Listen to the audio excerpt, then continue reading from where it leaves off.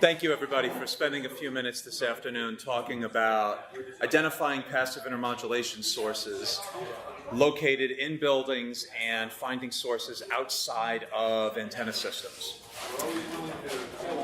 What I want to talk about first is establish for those of you that have done PIM testing before, one of the biggest issues that we face is, where is PIM caused?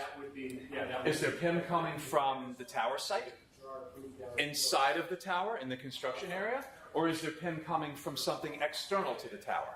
In other words, when signals are being propagated down the antenna, are you generating those signals in such a way that their product mixes together, the information comes into the receive pad of the system, and generates very high orders of intermodulation?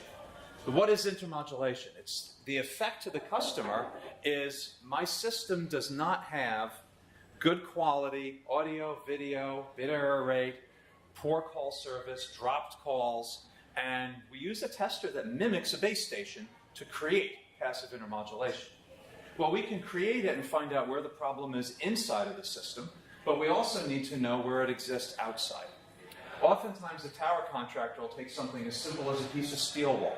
They'll take that steel wool, they'll put it right on top of an antenna radar, run the PIM test, and they ask themselves, is that piece of steel wool creating a high level of distortion?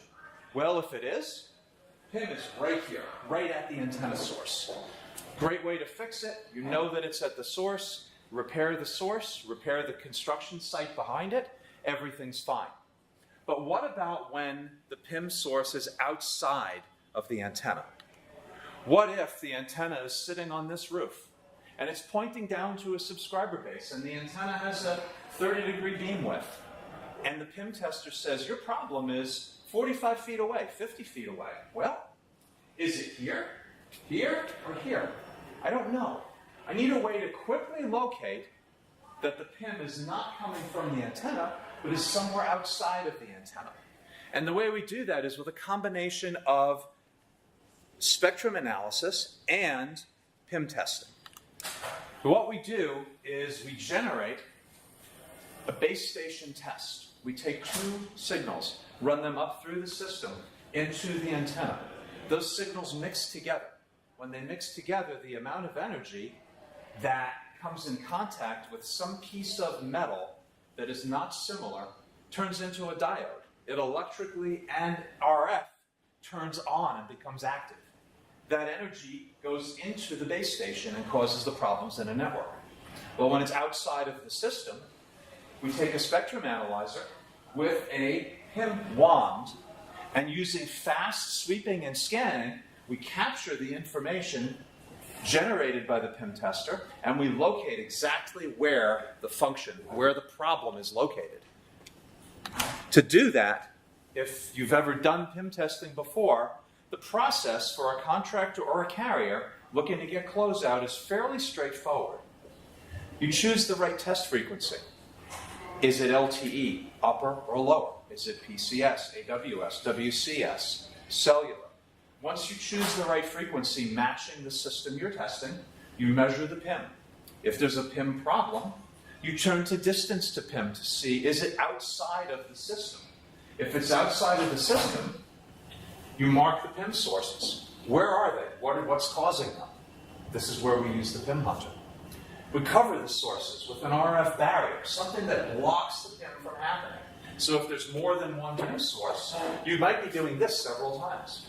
Once you've blocked the PIM sources, does the test pass? If it does, great, record the results. If all the test ports are done, all carriers, report it, get your closeout, and get paid.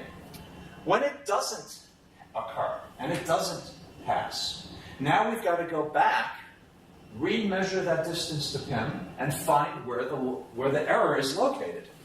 Well, doing that requires time and money. And oftentimes we don't have access to the system or a rooftop for more than a certain amount of hours a day. That's a big frustration. The landlords are not going to allow us to hunt for these sources that the carrier says it's causing lots of problems. Well, you know what? I own the building and I'm going to let you test for 3 hours. And after that, you need to evacuate the rooftop because it's not safe. So we streamline the process.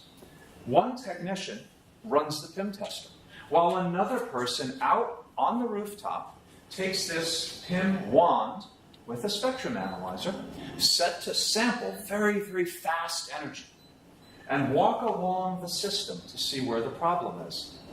But as a technician, we have things on our body, in our person. We might have a tool belt on. We might have a cell phone, a wallet, change, keys. Those create a PIM source. They're dissimilar metals, and when the energy of two signals hits them, they could become a signal source that compromises quality of the cell service. So we can't be in the middle of the path. We need to be a little bit further away from the antenna, not in the direction that the subscribers are seeing, but away from the antenna so that if it's pointing from the wall to me, I'm scanning here, not here. I'm standing in the middle of the path of RF. It's very important that we don't become a PIM source because we could be chasing ghosts. While we do that, we've got to be careful about safety. Safety is paramount. You're on a rooftop.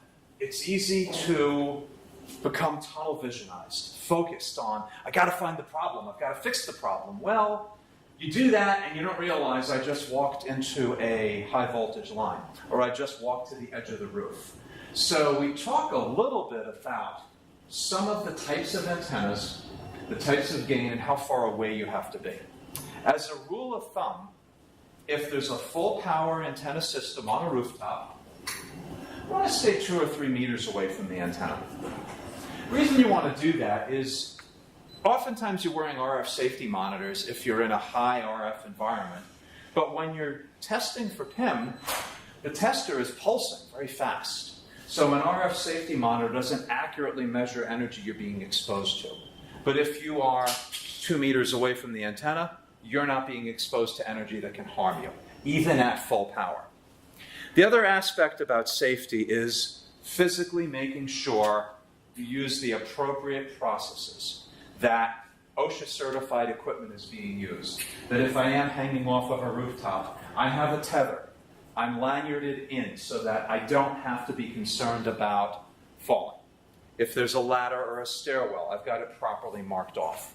Safety has got to be first because we don't want to get hurt. We want to quickly test, produce a result, generate that test result so the carrier can optimize the system or you fix the problem and then move on without injury. How do we do this? We accomplish it with 3 pieces of physical equipment, some training and technicians behind it. A PIM tester. This can be an Anritsu PIM tester, or it can be a new generation PIM tester that is battery operated. I say battery operated because these use switching amplifiers. If you have an original PIM tester that is AC powered, they weigh about 60 or 70 pounds, and the amplifiers are CW. They're constantly on. We measure a pulsed signal. We measure it using a spectrum analyzer that can sample very, very fast. Your spectrum analyzer has to sample at least 10,000 times a second in order to repeatedly capture the switching signal from the PIM tester. If you have these 2 components coupled to this antenna, you have a PIM hunter system. And if you've designed antennas or worked in the antenna field, you know that typical antennas are designed to be optimal. As they go out, they can broadcast information far away. In our case, we do the reverse. This antenna is isotropic. It's not directional. I can twist it, I can turn it, I can move it in any direction. And as long as I'm close to the source of energy, this probe will couple to that source, give me an alarm, and read the information. So that when I am going along the rooftop and I see a flange here, that's an aluminum piece of flashing, I have no idea if this screw or that bolt or a weld here is causing the problem by using distance to PIM, because the antenna says I could be anywhere from here all the way across here. With PIM Hunter, as I scan this area, the antenna is here, pointing out. I'm not in the way of the antenna, so I'm not a PIM source. And I'm just scanning all the metallic areas. it comes into contact with something. Maybe somebody took a stainless steel bolt and bolted down the aluminum flashing because that's what was handy. And as a carpenter, that's a perfectly good repair. But as a cellular network, that's a source of intermodulation. That's a source of unhappy customers. So PIM Hunter identifies exactly where it is, and then you can put a blanket over it and continue walking until there are no more PIM sources. So where do we find these PIM sources? On traditional tower sites, they can occur any place where you're constructing or securing cables. I've got cables running up the tower. I have a galvanized pole here. I might have some copper wrappings or galvanized wrappings or stainless steel clamps up here. Anytime there's dissimilar metal, anytime there's rust or corrosion, there can be PIM on the tower. So a great application is if you're on that tower top or a rooftop that has a small monopole, I can use the PIM Hunter to isolate another antenna that's faulty, a rusty object, or in this case, a bolt that was the wrong type of bolt. Instead of it being galvanized, it's stainless steel. Yes, sir? Can you drop the wand only a certain distance before it breaks, or can you talk a little bit about the durability of the wand? So the wand's been tested. The only tests in the industry are 3-foot drop tests. And I realize that if you're a tower person, you're climbing a whole lot higher than 3 feet. But Anritsu has for years tested all of our equipment to be able to withstand a 3-foot drop test on all sides of the equipment. So in this case, the wand can be dropped from 3 feet onto a piece of granite on any angle, as long as it's mounted to a cable. Of course, if it drops on the connector, I'm going to cause damage to the connector. But the wand itself can be dropped 3 feet. And we use 3 feet because that is an international standard for shock and vibration. Have you heard of stories where it's been dropped, let's say, from a rooftop and still was in working condition after it fell, let's say, 20 feet or so? Well, we introduced the PIM Hunter Pro only this January. Okay. So the history of customers is probably not adequate enough to generate that. We have had instruments in their soft cases drop 20 and 30 feet and still function. We don't guarantee it. Again, it's tested for 3 feet. But we've had instruments literally drop 30 feet and still work. So where else do we find these issues? Well, we're going to find these issues in a lot of different scenarios, especially when we're talking about O and I DAS systems. A big frustration in DAS is I've got air conditioning vents, lighting fixtures, cables, plumbing, fire extinguishers that could all be sources, and I need to be able to isolate it. So once you've selected the equipment you're going to use, you're going to set it up. And if you'd like to see a demo, we're actually showing a live demo of this and exactly how it works upstairs. Once it's set up, you can share the setup of the analyzer with anyone who has a compatible analyzer. So all they have to do is turn on the analyzer and set the carrier's limit line.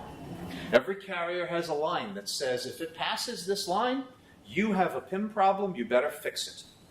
So, in this case, if it passes the line, I have a history of that by taking one trace and putting it on max hold, meaning I'll record it and always be able to see that it failed at least once. And I'll have a real-time audio alarm and an active trace that's constantly measuring up and down. As I walk with my PIM Hunter, I'm looking for the sound of the beep, or if I don't have that, I'm looking at my screen. Again, I caution you, take all the safety precautions before because we don't want to be walking around looking at the screen. Not that we would ever text and walk, but imagine you're texting and walking. Some time ago, there was a woman who texted and walked in Disney. She walked into a fountain and fell in. You don't want that to happen to you, especially if you're on a class trip and you are a monitor or a parent or a teacher. That could be very bad. Be careful. This system is set up to identify PIM fast, efficiently, and cost-effectively. But if we don't do it safely, all of that goes away if you get hurt. So, things we're finding in the field. A couple of examples. I had a rooftop situation, this is in Northern California, where the clamp was loose. It's a stainless steel, typical wire clamp. Screw it down, clamp it down, everything's fine, life is good.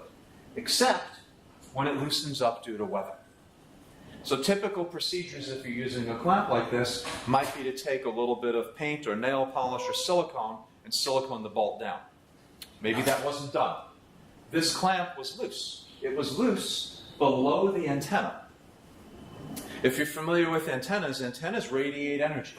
Almost all of their energy goes out to the subscriber, and a small amount goes back. Well, in this case, the small amount of energy that went back, not to the subscriber, hit the bracket vibrated, created a diode, caused PIM, caused a failure of the network. Where else do we see these issues? Rooftops.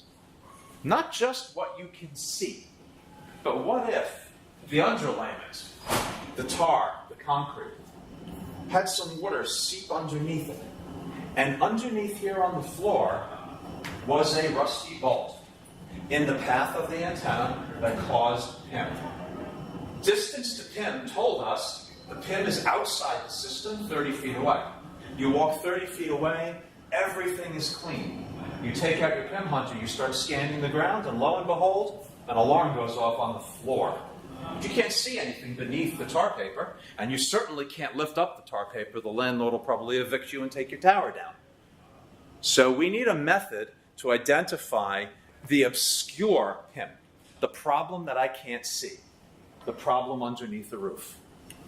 We can't do that with distance to PIM or range to fault. You need an active monitoring system. You need an active monitoring system when you're in a stealth site. Does anybody install or deal with stealth applications? So in a stealth application, of course, one of the most important attributes is I want it to fit within the community. So this second tier fits within the community because it looks like it's part of the building.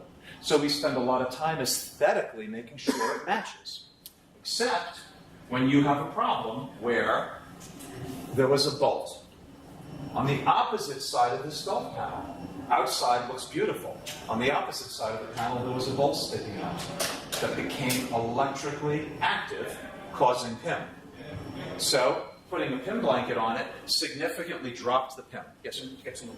2 minutes. Okay, thank you. I don't think I need more than 2 minutes. In summary, the PIM hunter is designed to accomplish a few different things. The most important is speed your time to test and time to identify the problem, help you mitigate the problem faster, and set up so that the carrier model can be turned up, turned on, RSSI passed, KPIs passed, and everyone is happy. Again, anyone who wants to see information about PIM Hunter is more than welcome to come up to the Anritsu booth, and we'll be there all day. Thank you so much for your time. Thanks.